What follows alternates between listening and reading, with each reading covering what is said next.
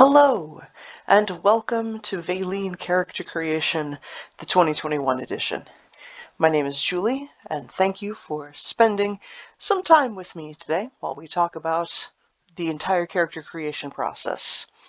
The purpose of this video is to ensure that you understand the basic rules for all of the classes, so that when you are in a combat situation and other players or non-player characters are using the basic rules, that you'll be able to respond in character so that the game can flow naturally, seamlessly, and we can all have a great immersive time. Please understand that this is an unofficial guide. I'm not a game master of the LARP. I am an over-enthusiastic player with entirely too much time on my hands.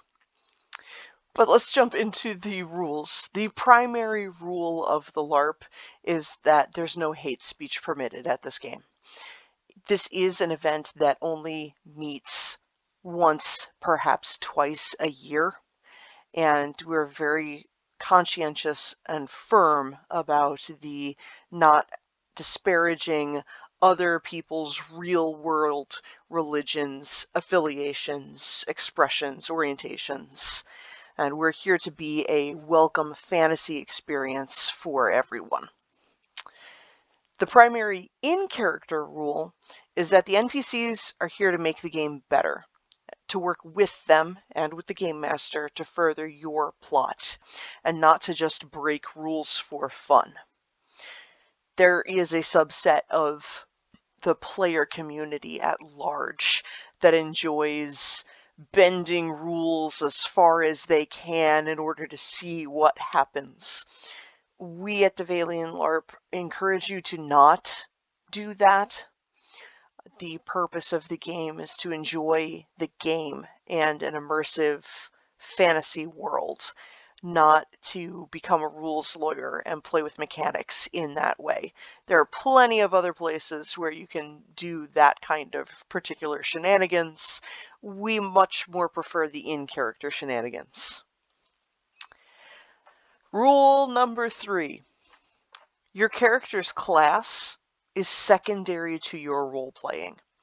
We want you to create a character that you want to play, and if it doesn't fit right, then you can change your character's class for the next game. Absolutely. No questions asked, no fuss, no nonsense. If suddenly you're like, maybe Crusader wasn't for me, maybe I want to go Paladin, sure, do it. Whatever you need to make sure that your role-playing experience is the best that it can be. We're very flexible on that. And that is it with the overarching rules. Hooray!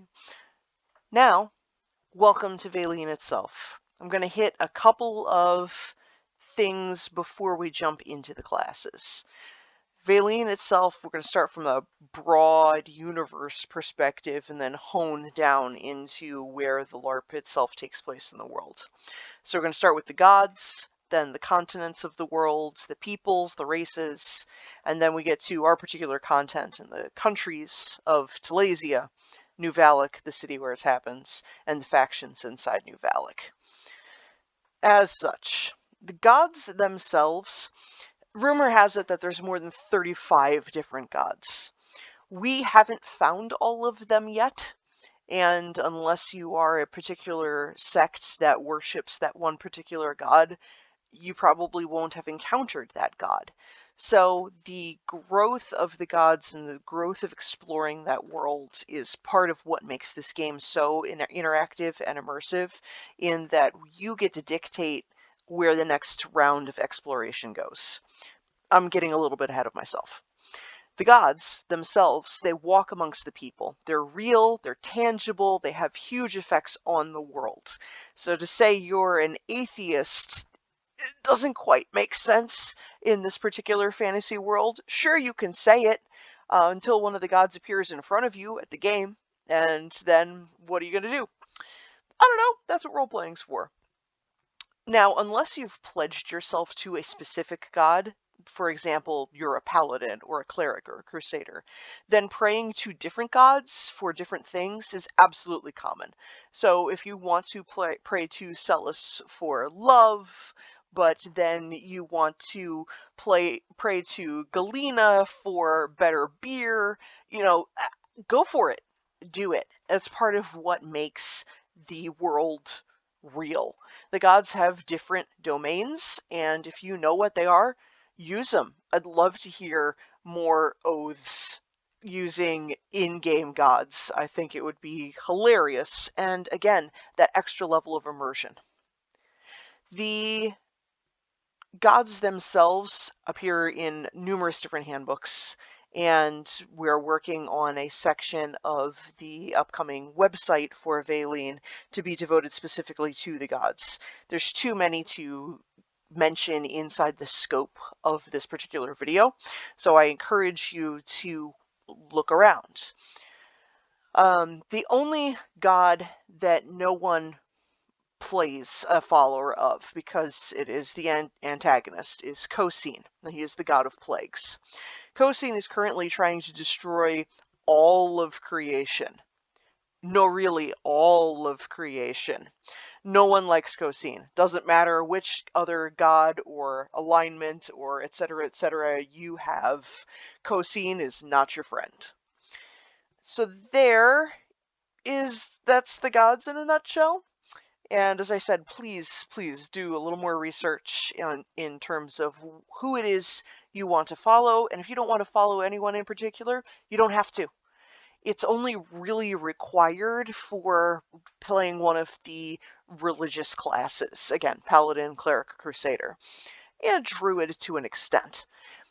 So if you're not into the gods, don't worry. There's so many other classes available for you. Now let's look at the physical world of Vaeleen itself, the Vale. The world of Vaeleen is a land that's still being explored. We're discovering information in and out of character about the world together through all of the oral retellings. If you have a question about the world, ask, please, and then spread what you've learned around to your fellow adventurers.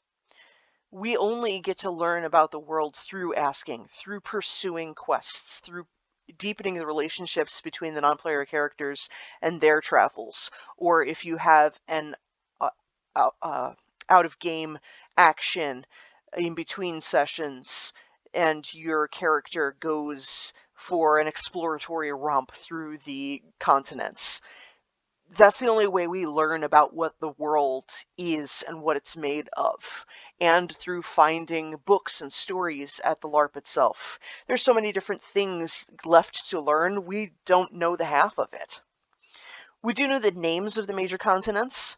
I'm going to start in the far west with Westfell being the westernmost continent. The people there style themselves as the West Lords, or the Krill, or so many other different names.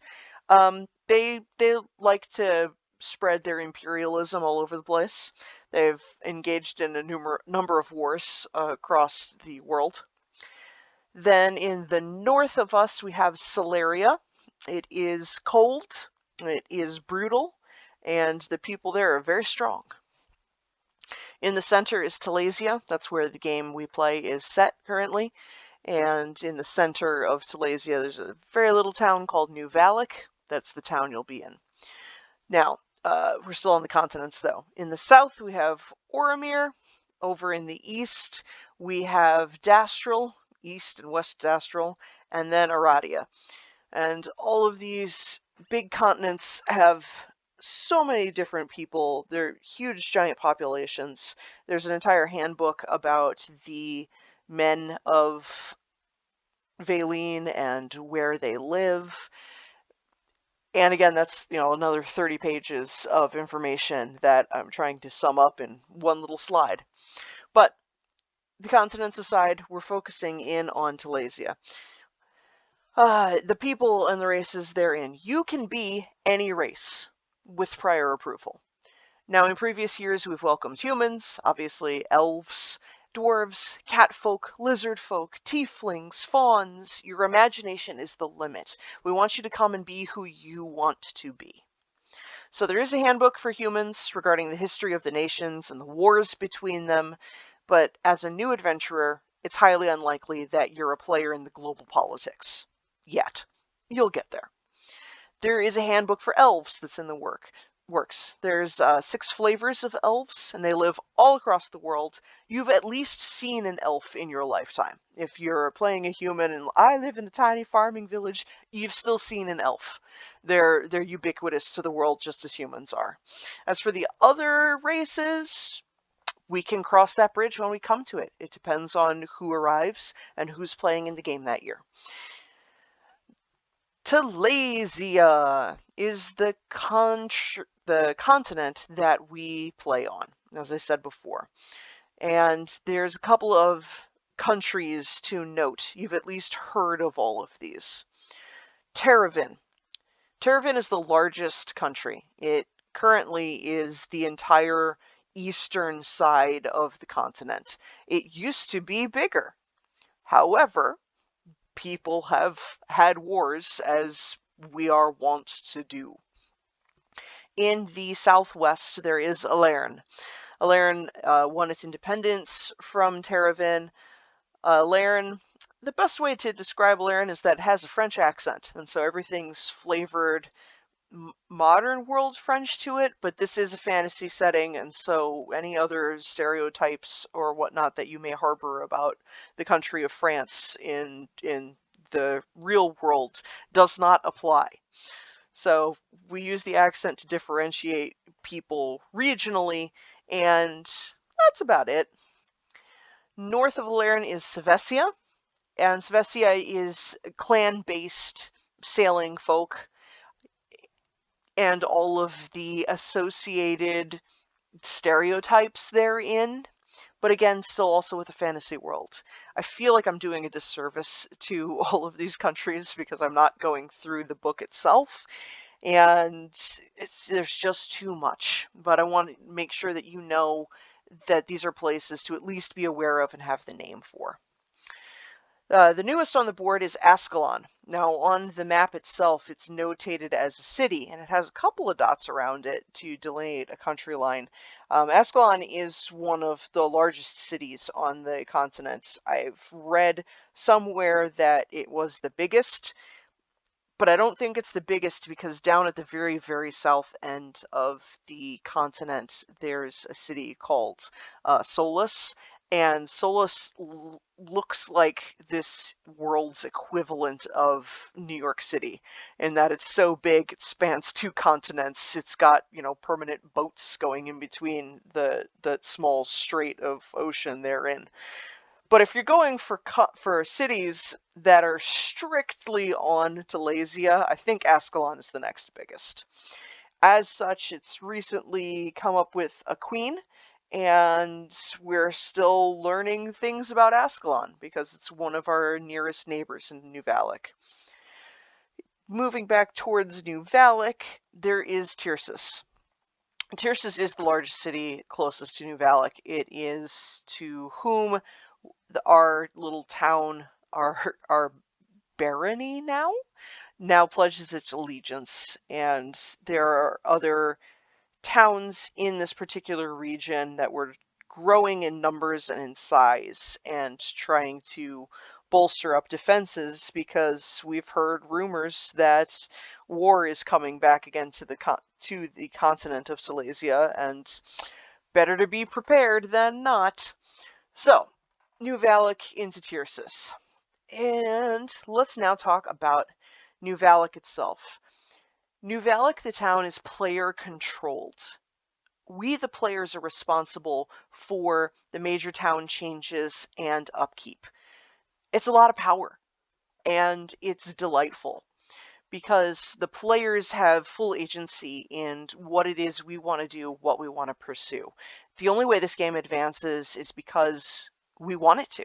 We ask the questions, we make decisions, we try to keep the plot and keep the life of the town moving.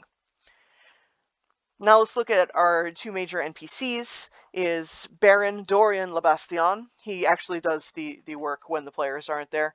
He's the best Baron, basically. He makes sure that the town continues in what we call out of character our off-season. There's letters that go back and forth to the Baron if you are so inclined and have his ear, and you've made that relationship in character. And it's just, again, delightful that this kind of roleplay continues on, even when the game isn't in session, I suppose. Then there is Lord Sael Glacias, and he is out of character, the game master and owner of the entirety of Vaeleen. In character as Sael, he is the newly minted champion of the gods, the first human to attain that title. And though he is a lord up in Solaria, he comes and visits New Valak basically because we're awesome. And why not? So those are the two major NPCs that are so far have been the same characters year over year. Now, obviously, our game master, when he is not Sael, he's a whole bucket of other NPCs and monsters and villains, etc., etc. And there is a whole team of NPCs, and they are wonderful, wonderful humans, and they have such a wide variety of characters that they're able to play, and I hope you get to experience all of them. New Valak itself. Inside New Valak, there are factions. There are three major ones. There's the Company of the Falcon. Those are the do-gooders of faith. There is the Order of the Griffin, what I call the creme de la creme of mercenaries. And then there is the League of Cenarius, and smooth criminals is the best way I've figured to describe them. You should know that the factions are not mutually exclusive. You can be a member of one or three or none of them. You don't actually have to pledge yourself to any of the factions. Personally, I recommend joining a faction because it's easier to team up with people. There's too many quests for one person to physically do alone, and so having resources to share amongst people tends to be the best way to distribute time, and that way you do what you want to do, and hopefully your teammates do what they want to do, and they all intersect at the end as you compare notes, and then we can put more pieces of the world together. So, join some or not. There are several dozen independent people who haven't pledged themselves to a faction, and that's fine. You play the game how you want to play, and we make sure that that kind of option is available to you. Briefly about the economy of the game, because sometimes people get hung up on this. There's two currencies. There's skill tokens, and then there's gold.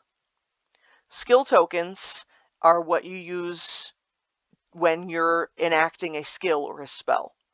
And there's 3 levels of skill. There's first level, second level, and third level ranked skills. I'll touch on those in a minute. You can only carry a limited number of skill tokens in your pouch at any given time.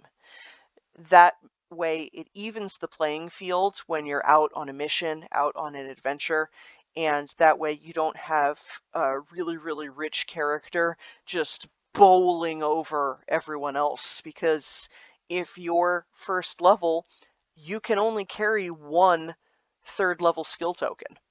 That's it. You get 1 big spell. Now, if you use it and then head back to town, you can buy another one. So it's not gone forever. I'm not saying to hoard and not use your skills. I'm saying you have to use them judiciously, with thought. So, those are the skill tokens. My apologies. Gold is what you use to buy the skill tokens. You can also use it to buy in-game consumables, like health potions, or elemental resistance bands, etc., etc. And you use it to buy your on-tap beverages with gold. That's a flavor aspect of things. When you purchase your registration with the LARP, all beverages are included in the price. So you don't have to pay twice to get root beer or mead or even just a glass of water. It's just you're going to the inn. You pay the bartender a gold in order to get a drink. That's how it works. So you can earn gold by completing quests, or gambling with the League of Cenarius. Again, my smooth criminals. I love you. Once you have the gold, that's how you then buy your skill tokens. So it all flows together. You go on quests, get golds, you get golds to buy skill tokens, you use those skill tokens when you're out on quests, and the circle continues. First level skill tokens cost 2 gold, second level skill tokens cost 5 gold, and third level skill tokens cost 10 gold. So yeah. If you are a cleric and you want to resurrect someone, 10 gold. Or 1 third level skill token. Thus begins and ends the discussion on the economy. Let's get into the classes.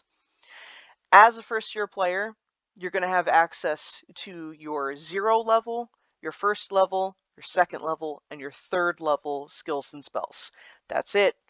Don't have to worry about anything else. Yes, the skills and spells can go all the way up to 8th level, but for each year that you attend the LARP, that's how you unlock your next tier of skill or spell. Now, even as a first year player, through questing, you can gain access to your epic level skill. But be warned that epic skills cost 20 to 40 gold to use. But if you did the quest, and you have the gold, you can be epic. Level 1, year 8, doesn't matter. Anybody can be epic, you just have to earn it. Alright, the classes. I break out the classes into a way that makes sense for my brain. And here's where we start to deviate from the handbook as written and into Julie's brain. The handbook itself has all the classes listed very lovely in alphabetical order, and I appreciate that because that makes sense. Everybody knows the alphabet. The way I have that broken out for this video hopefully will explain the differences to you so you can compare and contrast if you're still making a decision as to which class you want to be. There are what I call martial classes. Please note, there is no such distinction like this inside the book. I'm making it up for my own head and to explain things to you for the purposes of this video. The martial classes are Warrior, Paladin, Crusader, Ranger, Rogue, and Assassin. There's 6. Then there are magical feeling classes. Mage, Druid, Necromancer, Bard, and Cleric. Let's start with the martial feeling classes. Warrior. Unmatched in strength, these are warriors who have dedicated their lives to honing their fighting skills. Cool. Then there are paladins, holy fighters who wield their faith as a weapon and shield. Crusaders, priests of the gods who practice protective and offensive magics. A ranger, agile fighters of the forest who can easily find the weaknesses in almost any armor. Rogues, stealthy individuals who use their skills of forgery and thievery to protect their own. An assassin, masters of disguise who use stealth and poisons to take down their foes. Then we move over to magical feeling classes. There are mages, masters who bend the elements to their will. Druids, the catalysts of nature, natural magic. They protect people and the natural world are in their blood. Necromancers, practitioners of the dark arts. Necromancers summon minions, wield the power of ritual, and heal themselves with blood magic. Bards, master of the entertainment scene, who also have a few tricks up their sleeve. And clerics, priests of the gods who practice protective and healing magics. So, we're going to do a deep dive into all of the classes, and we're going to start with the martial feeling classes. We begin with Warrior. Warriors have access to all weapons and all armor. Unrestricted, go for it. For their 0 level abilities, these 0 level abilities have no gold cost. They don't require a skill token, they don't require gold. You can use these all the time. Every class will have at least one 0 level ability. For warriors, it's Sentry. When they're at a sentry or a guard stance, you stand there, guard-like, the warrior can see through invisibility and sneak. Useful when you have rogues and assassins skulking about. The warrior must hold the on-guard stance for at least a 3 count before they can see through invisibility. So you actually have to stand guard in order to see things. Their first level skills. They require a tier 1 skill token, which costs 2 gold. I leave that on the description there so that you don't forget, and hopefully through repetition you'll be able to see the progression. Remember, tier 1 skill token, 2 gold. For warriors, they have Taunt. A warrior can call at someone out in a fight, and that person must consider the warrior who hurled the taunt their main target. Now, the player can defend themselves versus other opponents, but that main target is the warrior, the one who taunted, so that progress towards the taunted player is required. That way, the warrior calls out so that it essentially gets the enemies to focus on the warrior and not perhaps on your squishy mage friend. So the warrior's like, I'm in armor, I can take the hits, please leave my mage alone so that he can hit you with the fireball. Second level skills cost 5 gold. Usually it would have cost 5 gold. Warrior's an exception. Warrior has Campaigner, which means that all armor repairs cost 1 coin, even if you died. Typically, repairing your armor would cost 4 gold after the combat. You gotta go back to the blacksmith, give him 4 gold, he fixes your armor, and hands it back to you. However, for warriors, this is a passive skill. You don't have to buy it, because of all of the money that you're going to be saving on repair to your armor, it equates to what usually would cost for the skill. So if you're a warrior, bust out that heavy armor, man, because it's only going to cost you 1 gold to fix it, and that is a bonus. For the third level for warrior, you have Cleave. The warrior uses a burst of inner energy to deliver smashing blows. Narrative purposes only, please. Do not hit any harder. The warrior can ignore enemy armor for 6 hits, and anyone slain by the warrior using Cleave has to pay double to have their armor repaired. While using this skill, the warrior should announce, Cleave! Basically, they can wreck you like a train, and it's awesome.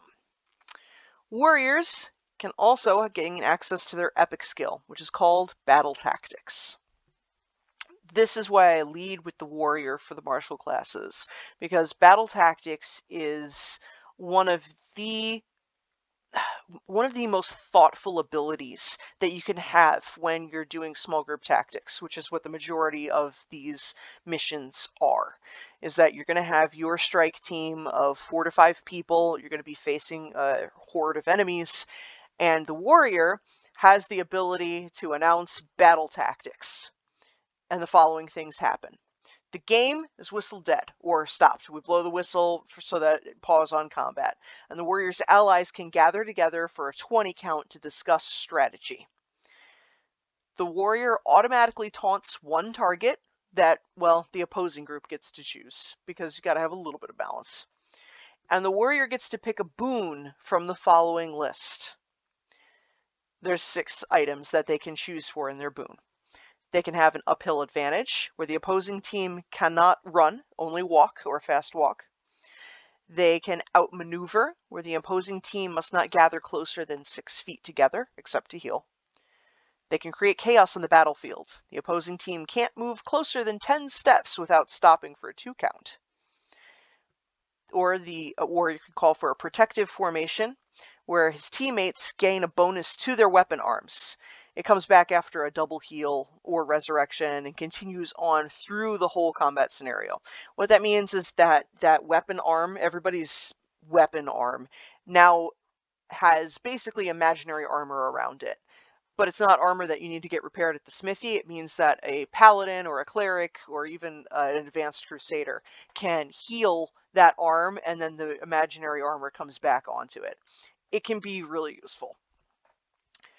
5, you could use a pincher formation where all opponents are considered flanked. So assassins and rogues, really happy about that. Therefore, allies get to use the flanking skills at all times, and they can choose one attack during combat that ignores armor. And the last one of battle tactics is rushing charge. Allies can take a second off of any casting or count times to activate a skill, and this lasts the entire scenario. That means for, say, a cleric who's casting Resurrection usually requires a 6 count in order to revive a fallen teammate. Using that means that it only needs a 5 count, and those seconds add up real fast. Anyone that's run DPS for online games understands that seconds, every single one of them matters. And that is Warrior. Let's head over to Paladin. Paladin can use light or heavy armor. They can use one or two-handed weapons, or a weapon and shield combo. For Paladins, their 0-level ability, no gold cost, is Fearless. They are immune to taunt and fear effects. Their 1st-level ability, 2 gold, they can lay hands. The Paladin can touch a limb while speaking a holy word and heal it instantly. Only limbs can be healed this way. Can't heal torso wounds. Their 2nd-level ability, 5 gold, is Vigil of the Night. The Paladin is selfless and is willing to lay their life on the line for those they protect. When enacted, the Paladin can protect someone within 20 feet. No one can go around the Paladin to attack that protected person until the Paladin is incapacitated. And that means with melee or spells or ranged weapons. You can't hit their protected target. Now, the protection is broken if that protected player tries to engage in combat. I will protect you. I don't need your protection. I'm going to go shoot this guy myself. Well, then you're not protected anymore. But hope you have armor is really what it boils down to. And the 3rd-level ability, 10 gold, is called the Wrath of Soleran. When the Paladin calls upon the wrath of the war god, or their god, they gain righteous strength and holy power, allowing them to ignore armor and destroy undead or demons on contact for a 7 count. It's powerful. They can just bruise in while they're counting to 7, and you have no armor anymore. Oh, hit you in the chest, you're dead. Hit you in the chest, you're dead, and etc., etc. So watch out for a Paladin when they're on the wrath and the warpath. The Paladin's epic skill is called Protection of the Divine. When the Paladin kneels and prays, all allies gain 2 hits of Armor of Faith at the start of the prayer. 1 limb is healed. It doesn't stack with multiple Paladins. The armor only lasts as long as the Paladin prays. So, if you've got a whole party and no one's wearing armor, and the Paladin essentially kneels and calls on this epic skill, it means everybody now essentially has heavy armor. But it doesn't affect you in any other mechanical way other than now you can take 2 additional hits to your chest before you die. It's useful. Then we move on to Crusader. Crusader, much like Paladins, Crusaders can use light and heavy armor, 1 or 2-handed weapons, and a shield. And full-level Crusaders can use Shield Bash, just like I believe Warriors can as well, where you use that Shield Bash where you can push another player with your shield. It's not going to do any damage to them, but it does stagger them for a second, make them take a step back, and you can use it to press your advantage. So, I'll get onto that in the combat section at the end. Crusaders, their 0-level skills, they have Sanctify. It means they can mark off an area with a piece of rope. I know the rules then say a salt circle as well. Let's not actually salt the earth, okay? Keep it to rope. And they can meditate there for 10 minutes. When they complete, that area becomes accessible only to those meaning the casting character no harm. Yes, it can be used again in a different location, but it negates the old circle. It essentially means that you're going to create a 10-foot circle where you are safe from everything else. Most players use it to put it around, say, where they sleep, so that way you're not going to get ganked in the middle of the night. We've also had players drop it at the midway point between the combat fields out in the woods and town. So that way, if they need to make a quick escape, at least if they can make it to the circle, then usually they can shout loud enough to be heard back in town to call for reinforcements, etc., etc. So there's a lot of different ways that you can tactically use the Sanctify Circle. Crusader also has a first level ability, 2 gold. It's called Holy Symbol. The Crusader holds forth their holy symbol and speaks a word of power unto a demon or an undead creature. The creature must flee at a brisk walk from the Crusader of most righteous intent, and if any aggressive action is used against the demon or undead from anyone allied with the Crusader, then the turn is broken and it can't be returned. So basically how you play demon ping pong. So demon's coming at you, holy symbol, demon walks away. I'm going to kill this skeleton over here. Whoop, demon's coming back, holy symbol. And the demon goes away. It allows you to maintain battlefield control a little bit while you are attempting to deal with the immediate threat and hold off the longer looming threat. Second level ability, 5 gold, is called Blessed Weapon. This skill allows the Crusader to bless a weapon. The blessed weapon kills demons and undead on contact wherever the blow lands. 1 hit only, and then it has to be recharged. But if you need a demon dead, Crusader is your guy. And the third level skill, 10 gold, is called Smite. When the Crusader draws upon their celestial power, they can bring down a column of their deity's power upon their enemies. Mechanically, a whistle is blown, sachet is thrown within a 1 count, and anything within that 3-foot radius of where the sachet lands is slain by holy power. This is where you get that difference between Paladin and Crusader. So the Crusader is focused a little more on the magical side of things, whereas the Paladin's ability focuses on the melee side of things. They're both holy fighters, but hopefully you see how their flavors are different. The Crusader's epic skill is called Blade Barrier, again further dividing between the martial aspect and the magical aspect. The Crusader drops the sachet and proclaims Blade Barrier. Everyone has a 2 count to escape a 10-foot diameter around that sachet, or they'll be slain by whirling blades. The Crusader isn't affected by these blades, and must use a 5-foot section of rope with a sachet on the end to mark the circle, where it stays until the spell duration ends. The blades continue to spin until the end of combat, as called by the ref. So you're going to drop a column of whirling magical swords, and it's going to stay there. It's pretty useful to maintain control, especially if you're trying to keep your enemies to one side of the playing field. That's really where it boils down to. Ranger. Rangers can only wear light armor, so now we're leaving the realm of who can wear heavy armor. They can wield one-handed weapons, they can dual wield, and they can use bows. Rangers have 0 level ability, no gold cost. It's called Trailblazing. Rangers can leave the path and adventure into the wild. A ranger can take 1 person with them if they so choose, and the person who's being led must stay within 3 feet of that ranger. This is probably the single most used ability in the game. We're out in the woods. There is a large path that everybody tromps up and down through. It's the merchant path, it's the traveling path in between 2 imaginary cities. But rangers, and later druids, but rangers get to go off into the woods. Now, there are little deer tracks that go through the woods that show you where you can and can't go, because sometimes the undergrowth is full of sticker bushes, so you want to make sure that you're not getting caught up in actual nature while you're trying to use this ability. But man, it leads to scouting and flanking missions, and it absolutely is, as I said, the most used skill in the game. Rangers then have their first level ability, 2 gold, called Immune to Poison. It's passive, doesn't cost anything. You're just immune to poison. You're a ranger.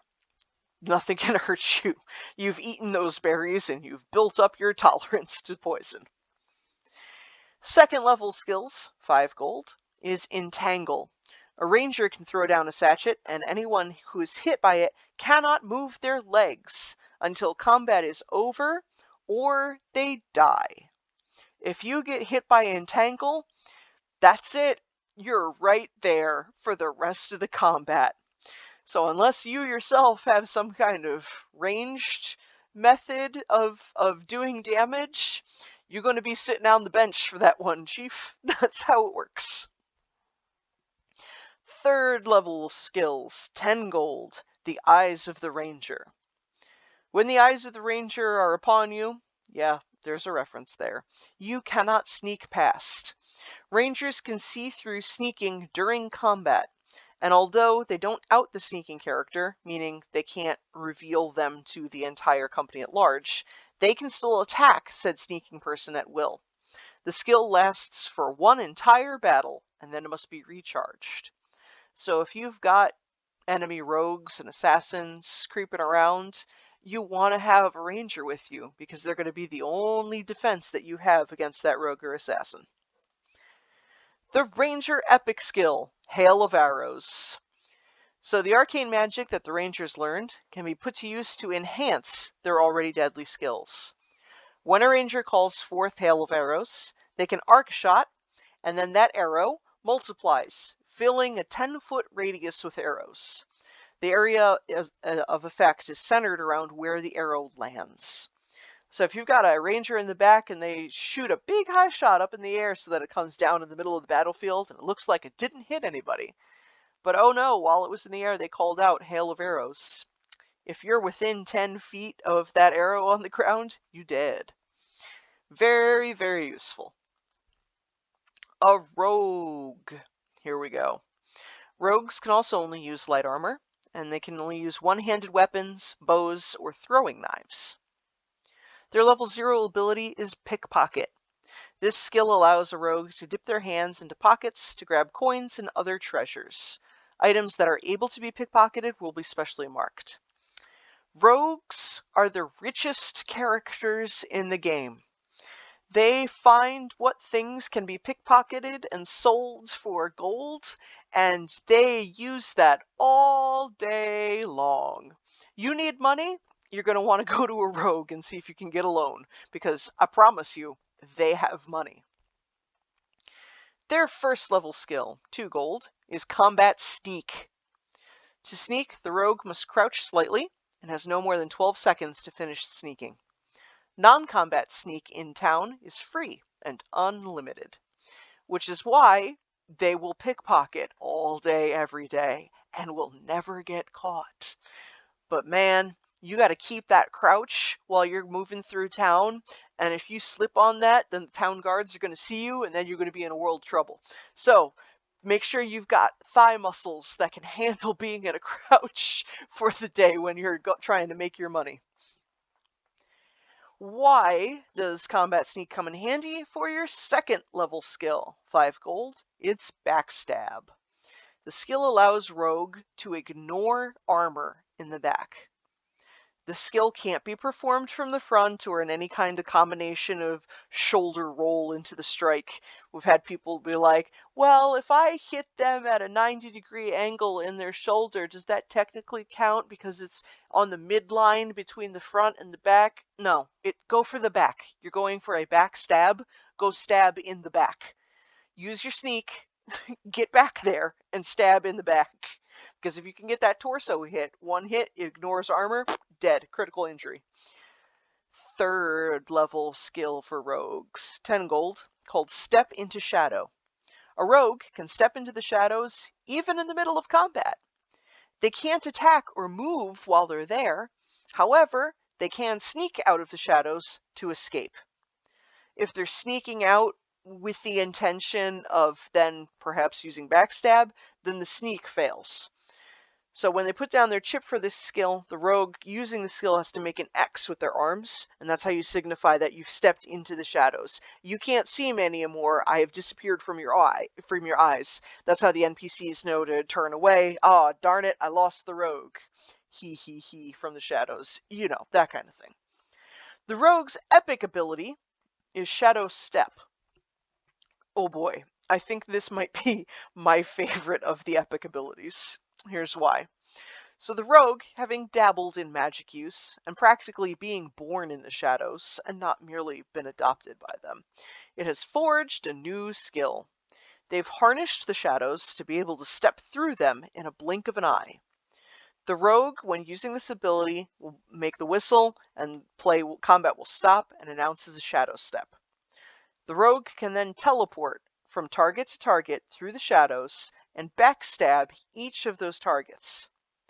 Mechanically, the rogue gets a total of 20 steps to accomplish these teleport backstabs, and each backstab counts as one of those steps. Okay, so your rogue is on the far right side of the battlefield. They whistle play dead, everybody freezes in place, they announce shadow step. They start taking 1, 2, 3 steps up to their first enemy, backstab dead, that counts as step number 4. Then step 5, 6, 7, 8, 9 to behind their next enemy, backstab, that counts as 10, etc., etc., etc. So if your enemies are clumped up in a group, the rogue can just wipe them all out. And nobody knows what happened, because it's from the shadows. It's a sneak. It's a backstab. Nobody sees it. And their reputation as the hide in the shadows and nobody ever sees me is maintained. It is utterly devastating. I've seen it a few times on the battlefield, and you just can't help but giggle at the carnage. I mean, unless, of course, you're the person getting killed, and then it's not so good, because you just die. And there's nothing you can do to defend against it. That's why I think this one is so particularly devastating. With, say, the ranger ability, you can see that arrow coming, and you can try to get out of the way, but with a rogue's shadow step, that's it. There's nothing you can do. You're just gonna die. And that's the rogue. Let's move over to assassin. Assassin also can only wear light armor, and they have one-handed weapons and throwing knives, and they can dual wield small one-handed weapons. So if you've got an assassin full of daggers, oh boy, watch out. Their 0 level ability is Quick Escape. It allows the assassin to escape with a distraction. So you can toss off or mimic like you're throwing down, say, like a smoke bomb. You don't actually have to use a sachet, but it's a, psh, I disappear in smoke. Oh no, where'd they go? They're gone. That's the assassin's escape. First level of skill, 2 gold, is Sneak. The assassin can use stealth to set up a back attack on purpose. To sneak, same thing as the rogue, they have to crouch slightly and has no more than 10 seconds to finish sneaking. Now, assassins can't sneak in town, and it's one of those dividing lines between the rogue and the assassin where you're like, the rogue has the edge in it for financial purposes in town, where it makes it easier for them to pickpocket and sneak around, and that flavor-wise is there for a reason. The assassin abilities, especially once you start hitting the advanced level assassin abilities, it really comes back around, and you're going to see how this is all fleshed out. So at first level, you're like, but wait, why wouldn't I want to be a rogue instead of an assassin? Because I want to be able to sneak in town. That's a question you got to ask yourself, because the assassin's abilities lie in different places and have a different thematic effect. Because, let's finish off these abilities. Second level, 5 gold, backstab. Same thing as the rogue. Literally the same thing as the rogue. They can backstab from the back and ignore armor. Assassin, 3rd level, here we go. They have poison proficiency.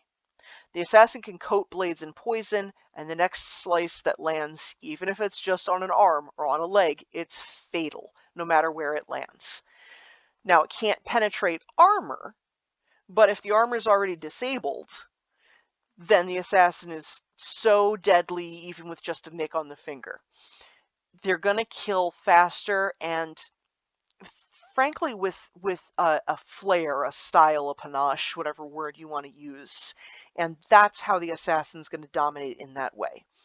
Once we get into advanced and prestige levels, which is not covered in the scope of this video, then the assassin is going to gain the ability to disguise themselves as your ally. Oh no, and now you're dead. So That's where the Master of Disguise comes in. It just takes a little bit longer to get to that payoff, and it's absolutely worth it in my opinion. The epic ability for the Assassin is Sealed Fate. The Assassin marks their prey, and that person can't gain the benefit from any armor, any shield, or any healing during combat. They can be resurrected, but they're still marked until the combat is over. One hit you in your torso, you dead. Doesn't matter if you're wearing a shield and you've got metal armor on. The assassin said you're gonna die. And frankly, you will. And so that is the assassin. That ends the martial section of the classes. Let's bump over to the magical classes.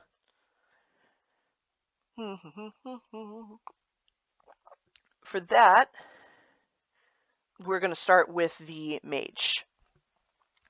The mage cannot wear any armor. Oh, the mage. No armor whatsoever. You can use small one-handed weapons and a staff. You can also use magic missile. That means sachets, the little spell packets. You can throw those as a regular weapon. So you can just have a bag full of spell packets and pew, pew, pew, stand in the back and just keep throwing, like throwing little rocks. Throw rocks at the enemies. Always works. But your magic missiles, they're going to hit for 1 damage just like any other sword would. Mage's 0 level ability, no gold, is Elemental Immunity. The mage is immune to the effects of magical elements for 1 attack per combat. You can choose which type, cold, fire, holy, lightning, or nature. This comes in handy, especially when we started fighting things that were made of fire and made of ice. You're going to run into monsters that have the ability to call forth unholy magic, etc., etc. So having that extra level of protection, especially since you can't wear armor, necessary.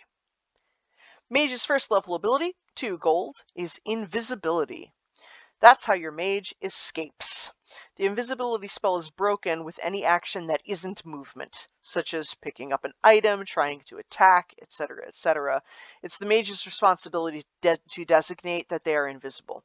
But if you're a mage and you're just trying to GTFO and get back to town, you put on a headband, your armband, your cool sunglasses, whatever it is that shows that you use to designate that you're invisible, and you get out of dodge. Mage's 2nd level ability, 5 gold, is Web. The mage throws that sachet at an enemy.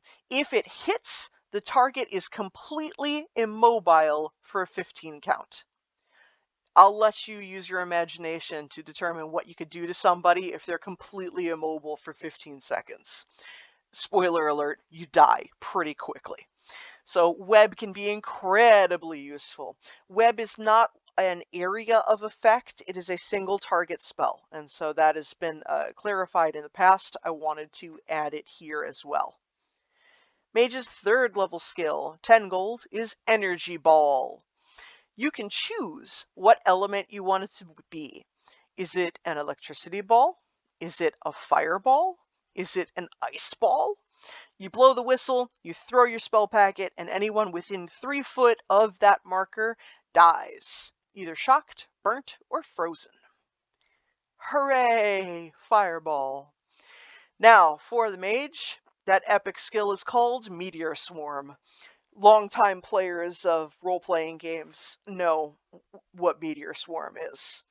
Because what else says we're done here? Like flaming balls of metal and rock falling from the stratosphere. Absolutely nothing! The mage can summon meteors forth that rain down upon the enemy. The mage must incant a 5-count spell and then throw the sachet. That sachet will then be measured out a 10-foot radius. Anyone within the radius is killed. But, I hear you cry, what if I have a resistance to fire band? Then you didn't read the entirety of Meteor Swarm, because yes, they're on fire, but they're flaming balls of metal and rock.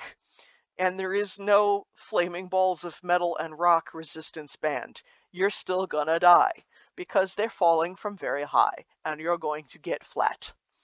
Ta-da! Let's move over to Druid. Druids can wear light armor. Hooray, armor! And they can use one or two-handed weapons, and they're mastering plant magic, which is the Druid flavor of magic missile, meaning that they can use spell sachets to attack. Druids have two 0-level abilities at no gold. They have Protective Circle, which is very similar to the Crusader ability. They mark off their area with a piece of rope, and they meditate for 10 minutes, and then that area becomes accessible only to those meaning the person no harm. It's a place to sleep and be safe. Druids also have Pass Without Trace, which, very similar to the Ranger ability, the Druid can leave the path and venture forth through the wilds. However, a Druid cannot bring anyone else with them. They walk paths alone. For their first level ability, 2 gold, Neutralize Poison. The Druid can cast this spell to either neutralize a poison that has occurred, or prevent poison damage for 1 combat session with a marking armband. Their second level ability, 5 gold, is Barkskin. This spell covers the Druid in bark-like armor that absorbs damage the same way light armor does. It lasts for the current combat scene. So if you don't have any physical armor that you can put on your body, you can drop Barkskin down and you've got magic armor. Ta-da! Third level ability is called Creeping Doom. The whistle's blown, the sachet's thrown, and when it lands, anyone within 3 feet of that marker dies of being bitten to death by insects. Because Druid. That's why. Their epic ability is called Call Lightning. The Druid calls upon nature itself, and the weather changes to aid the Druid. Storm clouds form over the area, and thunder rolls out ominously. To cast the spell, the Druid must chant for a 10 count, and then throw the sachet. Anyone coming within a 10-foot radius of the Druid can throw another sachet at, and at a 2-step radius around wherever that lands, that's fried by lightning. So it's an area of effect targeted damage spell. Those are a lot of words, they're confusing. You call down the spell, you're standing in a circle. Anyone that steps within 10 feet of you, so if they get close enough to enter melee range, you can fling a spell packet at them. Even if it misses, if it still lands within 2 feet of them, they're gonna die. So it is one of the best protective area spells in the entire game. Druids are cool. Necromancer. Oh, Necromancers. Necromancers can wear light armor. Thematically, it's bone. They can also wield one-handed weapons and staves and dark matter missile, which, like mages and druids, is your magic missile. You can fling those spell packets out to do normal damage. Their 0-level ability is called Rot Touch. It allows the Necromancer to turn their hands into negative energy conductors, so that your hands hit just like weapons. You go in for a handshake, oops, you have no hand. You go in for a pat on the back, oops, that's a critical torso injury. The Necromancer is terrifying. They just have to touch you and you get hurt. At first level, for 2 gold, it's Vampire Weapon. Once cast, the next hit to an opponent will heal 1 point on a limb that has been damaged. The skill can only be cast upon the Necromancer's weapons, and it only heals the Necromancer. So again, go in for a handshake. Oh, I feel better. Pat on the back. You're dead, and I'm more alive. Ta-da! Second level ability, 5 gold, is called Fear. The Necromancer is a terrifying presence, and they can manifest it in concentrated form. Upon raising their hand and calling Fear, the targeted person must proceed away from the Necromancer for a full 6 count at a brisk walk. And look, you've turned your back on a Necromancer who can fling spell packets at you and do damage while you can't turn back around. Do you see what I'm getting at? Necromancers are kind of terrifying. I'm not gonna lie. At 3rd level, What do we do with all these dead bodies around? 3rd level, 10 gold, a Necromancer can summon Skeleton. The skill allows the Necromancer to raise a fallen person as a tough skeleton. And whoever is summoned can fight at full potential. There's no need to fight poorly. So, oh no, you approach the Necromancer. He's terrifying. You have to turn around and walk away. He kills you by hitting you in the back. And now he raised you, and you have to fight against your allies for the Necromancer. I'm terrified of Necromancers, guys. Can you see? Let's look at the Necromancer's epic ability. It's called Graveyard. Ooh boy. This spell creates a gravestone that has a massive negative planar powers. It exudes power from the grave, and any downed player or NPC can be raised as a tough skeleton, just like the Summon Skeleton spell. This, however, lasts until the end of combat, and can raise one skeleton every 15 seconds. These raised skeletons must do the Necromancer's bidding. Okay, let me break this down as to why this is so terrifying. Yes, the Summon Skeleton ability that they have is 3rd level ability. Usually that costs 10 gold each skeleton. And if you're level 1, you only have one of those tokens. You could only raise one skeleton minion. But if you've got an epic skill token and you cast Graveyard, then it means that you can raise an unlimited number of skeletons for anybody that dies during combat, and they all have to fight now for the Necromancer, and they just keep coming back to life even if you've killed them 2 or 3 or 5 times. Necromancers are terrifying. Warning, watch out. As such, let's step away from Necromancer. We're not done. We've got other magical classes to look at. Like Bard. Bards can wear light armor. I feel bad for the Mage. They're the only ones that can't wear armor. Everybody else can wear at least something. Bards can wear light armor, and they can wield one-handed weapons. Bards have 0 level ability, just like Rogues, of Pickpocket. Allows you to dip in and grab some coin and treasure. Bards can't sneak, though, so they've got to do it with a little bit more finesse than their rogue friends do. But again, if you can't find a rogue, find a bard. I bet you they have some money. Their 1st level ability, 2 gold, is called Inspire. The bard can inspire their allies by performing in some way or form that their allies can witness, and allows the inspired person 1 dodge. Up to 5 people can be affected by using Inspire. So you can use Inspire, cast it on your whole team at the beginning of combat, and then before it even starts using their armors, then they dodge out of the way first. It is a great ability. Bard's 2nd level ability, 5 gold, is my personal favorite skill in the entire game. It's called Chords of Dissonance. Chords of Dissonance cause the target to fracture and die if they're struck with a sachet. Oh, well, you just hit with a sachet and it dies. No. If it hits armor or a shield, it destroys the armor or the shield until the person can get back to the blacksmith shop.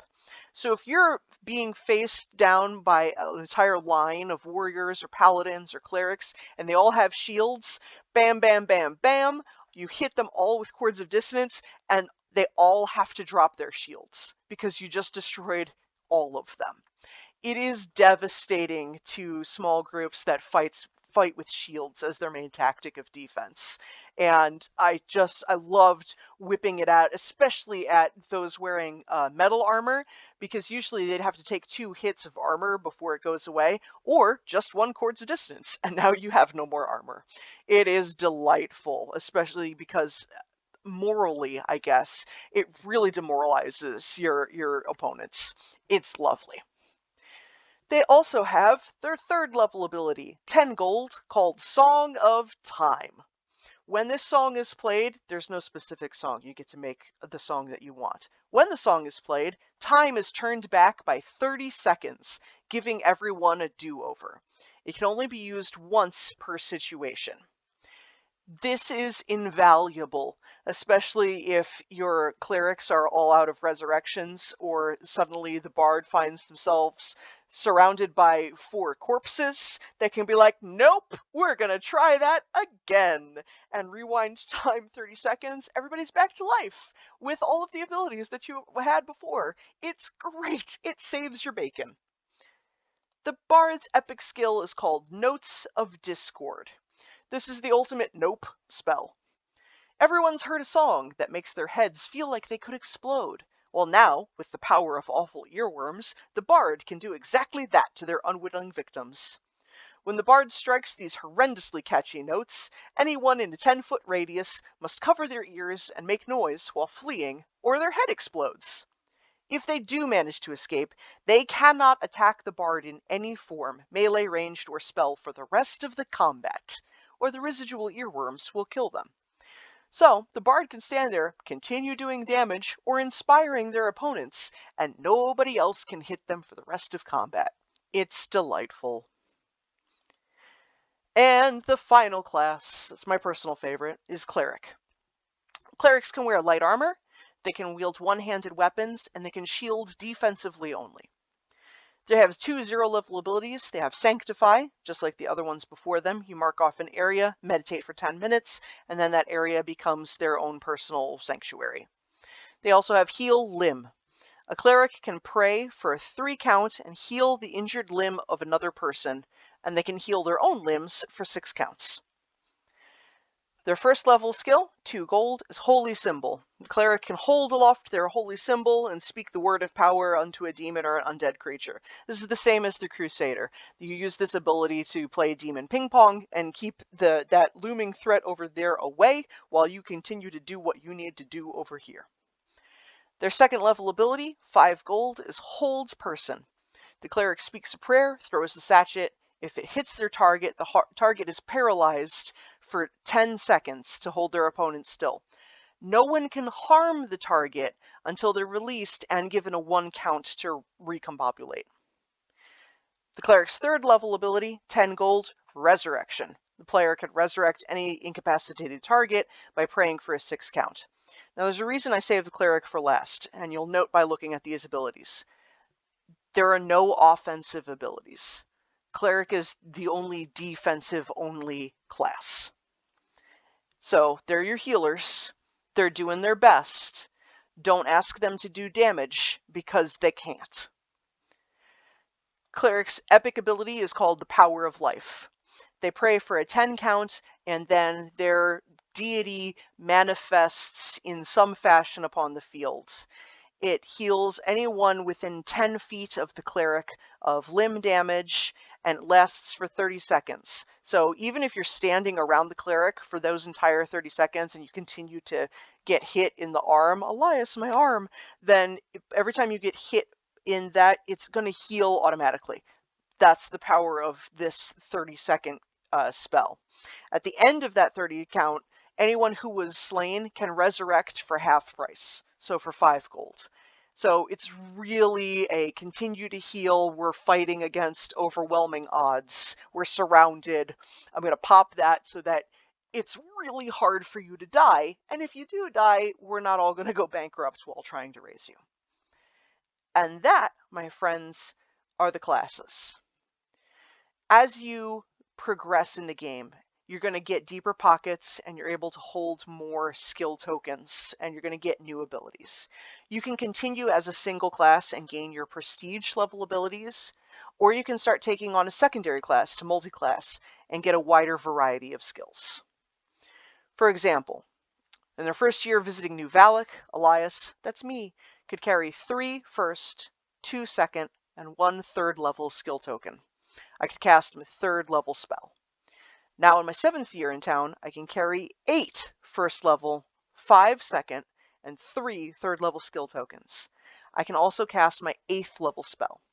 Now keep in mind, though, that in order to fill my pockets with all those skill tokens, it's going to cost me 71 gold to carry a full pocket of skill tokens, and an additional 40 if I want to carry an epic skill token as well. So there is a price to be paid for as you get older and gain these abilities. Briefly for combat, very, very briefly. you can use your whistle, the whistle code used by the refs. One single long tone, the game is paused for spell casting until the ref says game on. If you're not in combat, the tone doesn't apply to you. If it's a long tone, the ref calls the whole game to a stop, and everyone has to stop, no matter where you are. Stop and listen, because something important is happening. If there's a rapid burst of whistles, a tweet, tweet, tweet, that's an emergency. Gameplay stops immediately, and the refs assess the emergency. Do not go running towards an emergency unless you're specifically called to do so. Please let the refs, the NPCs, handle the ability. They will let you know what's going on. Alright, in combat, you must only aim for the limbs or the torso. Any hit to the head or the groin will result in the hit not counting. Multiple hits to the groin will result in removal from the combat for the duration of the day, or longer, depending on the referee's discretion. However, on this note, if a player ducks or lunges and they ducked into your weapon and that caused the headshot, you're not going to get penalized for that. Your opponent was dumb and did it to themselves. So don't worry. We're not going to punish you for other players not understanding how combat works. One hit to the arm disables the arm, and you can't use that arm until it's healed by a Cleric, a Paladin, an NPC. One hit to the leg causes you to not be able to jump, lunge, or move faster than a walk. Again, you got to heal that through an NPC.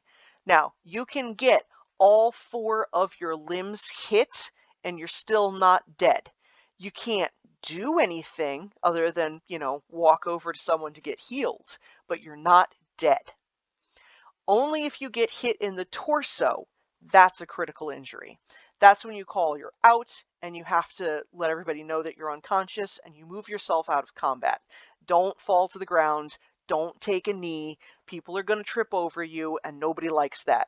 Get out of the way until someone can resurrect you, or you have to go back to town and get resurrected by one of the NPCs. Or at the shrine, and a kind PC player will usually accept it for, you got to pay them directly at that point. So, use up your limb hits, don't get hit in the torso, and you will keep your clerics happy and not bankrupt, because heal limb is free, and resurrect your butt is 10 gold. So don't make your clerics poor. Ta-da! Using your skills or spells. When you purchase it, you'll be given chips that represent this. I've gone over how much each level of skill token costs. As a person uses their skills or spells out in the field, make sure that they're dropping theirs on the ground or moving it to a different pocket. We don't typically drop the chips on the ground at night combat because we don't want to lose them.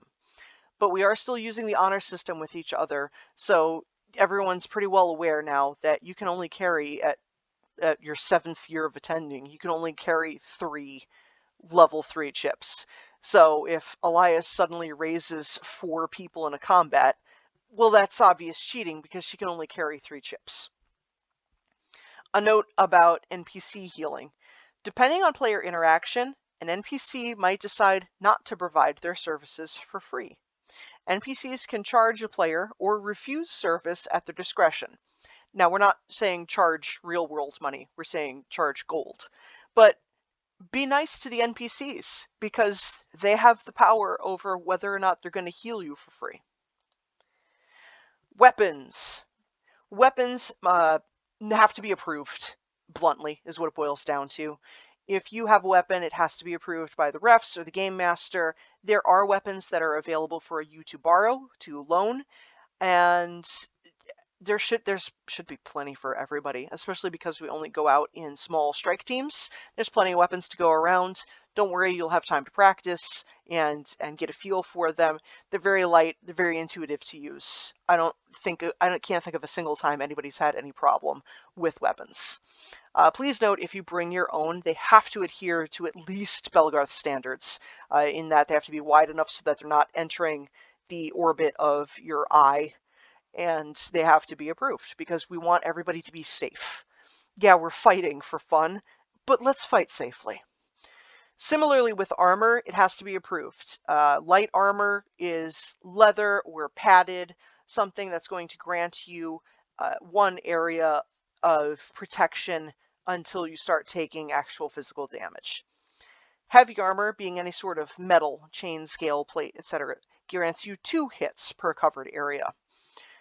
Please note that you are limited by your class. For example, rogues can only wear light armor. So if they arrive wearing a chain shirt, sorry, it's still only going to count for 1 hit. A special note about physical shields. Warriors and paladins and crusaders can wield their shields into battle, provided that they're cleared. And so you can shield bash. You're going to go over with a ref on how to safely do that. Don't let combat start and be like, wait, I didn't learn how to shield bash. That's on you. Please ask before you start trying to do it in combat. Again, safety is paramount here. Armor repair for all of it. After every fight, you have to pay 1 coin for repairs. So if you got hit, you got to go repair. Now, it's not 1 coin per hit zone. It's 1 per combat. So I got hit in both arms and 1 leg. That's still 1 gold. However, if you died, that's 4 coins. So again, keep your clerics not broke, keep yourself not broke, don't die. That's it. I know it was a long video. I understand I've been talking for more than an hour and a quarter because I feel it myself.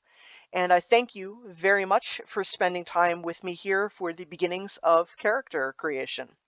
If you have any further questions, please, by all means, ask. We've got the Facebook group and the Discord for just this reason, is to make sure that you have the ability and the information and the access to all of this so that you can come, arrive at the game, and just